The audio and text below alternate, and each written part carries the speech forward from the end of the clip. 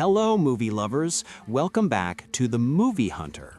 Today, we're diving into the war between the land and the sea, the 2025 TV miniseries created by Russell T. Davies. When I started watching this TV series, first thing I noticed that it had some Doctor Who vibe.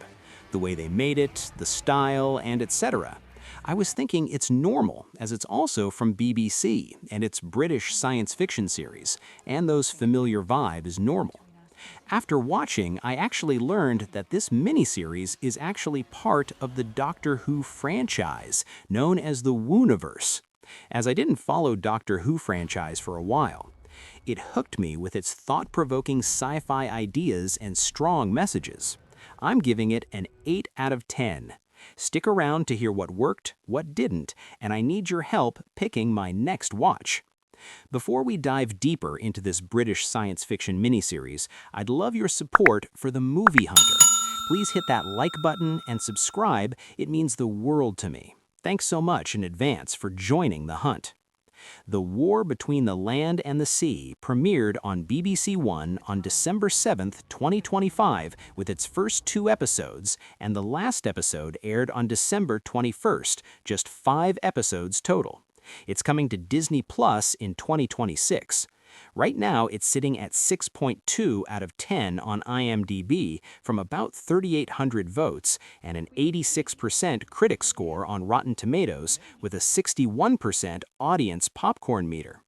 When a fearsome and ancient species emerges from the ocean, dramatically revealing themselves to humanity, an international crisis is triggered.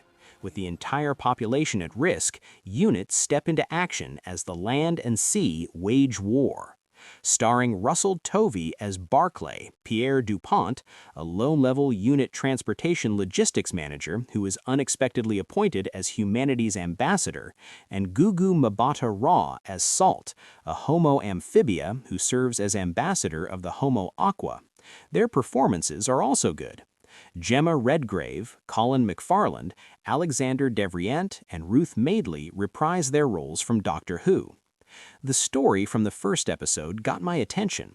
Ancient species emerges from the ocean, and that they are even on Earth, live longer than humans, even have more advanced technology. I find this science fiction series thought-provoking, making us think what if there are things under our oceans that we still don't know. As one of the Homo Aqua points, humans made maps entire space, but they still don't know what is under the seas. So once Homo Aqua and humans confront each other, we see some problems. Human civilizations are at risk. Homo Aqua also demands that humans stop polluting the seas and rivers, as one of my favorite messages the series gives us, as it's true that human race pollutes seas and oceans every day, with our plastics and waste from factories and fishing and other means.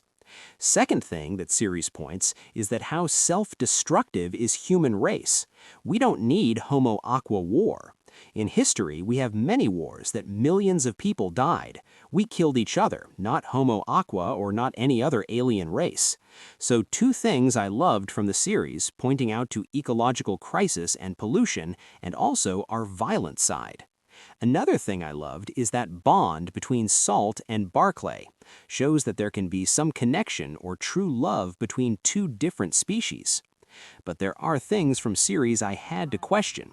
First, Homo Aqua has technology that can wipe out human race in 1 day, but still they didn't.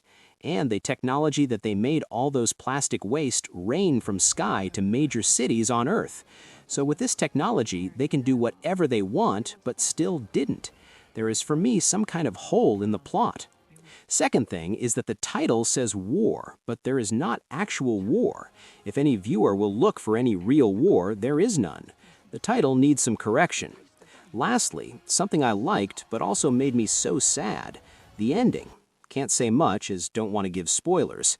We see how destructive can humans be with their weapons, not just towards themselves, but also towards others. We pollute, we hunt, and sometimes make some animal species extinct and kill each other in wars that are still going on around the world. And Homo Aqua didn't understand how destructive we can be, and the ending was bittersweet in that sense.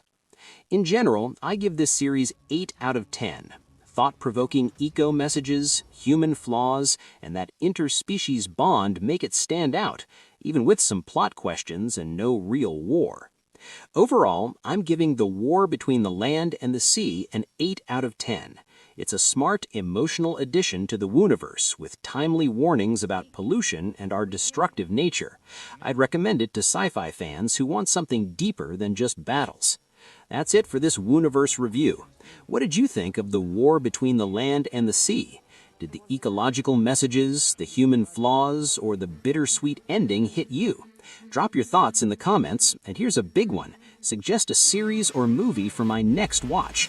I'm hunting for more thoughtful sci-fi or eco-themed stuff, so hit me with your picks.